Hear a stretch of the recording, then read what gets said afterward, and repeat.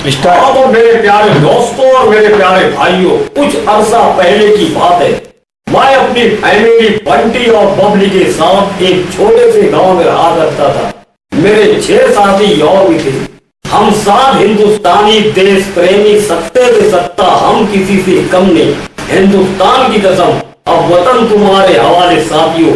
इनकलाब की आवाज उठाने वाले थे कि बरसात की एक रात थी और गांव में तूफान आया और सारा गांव बह गया। मैं नसीब संजोग आलाप बंसी मिर्जू अपने प्यार की कहानी के सिलसिले में शहर बम्बई पहुंचा। यहाँ पर 2 अनजाने जादूगर राम बलराम की मदद से कुली बना और अपना खून पसीना बहाकर रोटी, कपड़े और मकान का इंतजाम किया। इस्तेफाक से मेरी मुलाकात काला पत्थर के मिल के मालिकों शेर इंद्रजीत अग्निपथ गंगा जमुना सरस्वती से हुई, जो वक्त के बेमिसाल शहंशाह सौदागर थे। लोगों की मदद करना वो अपना ईमान धर्म समझते थे।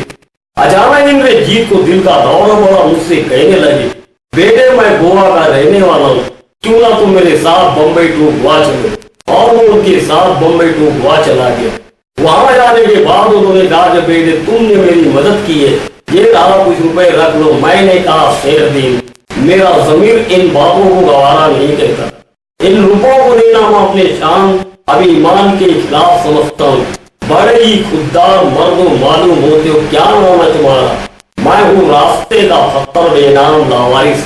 शहर में जिन जिन लोगों से मेरा याराना और दोस्ताना है, वो लोग प्यार से मुझे आनंद मुकद्दर का सिकंदर कहते हैं, क्योंकि मेरी परवरिश एक शराबी मिस्टर नटवर लाल नामी महान इंसान के हाथों से हुई।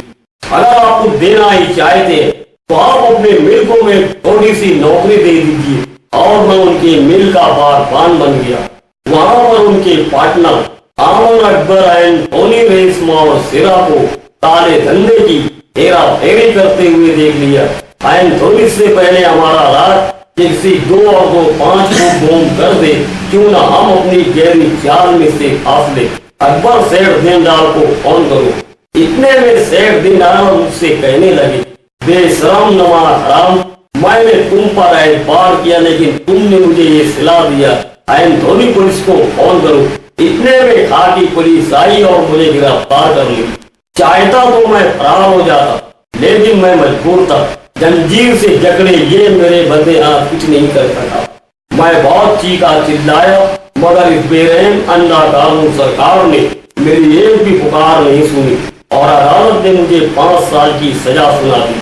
जेल से छूटने के बाद मिली मंजिल मुझे, मैं जुर्माना परवाना की तरह 13 दिन जाके कर गया।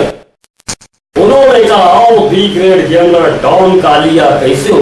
उनका ये अल्फाज मेरे दिल पर त्रिशूल कांटे की तरह चुभा और मेरे दिल के धड़कते हुए सोने आग जाग हुई।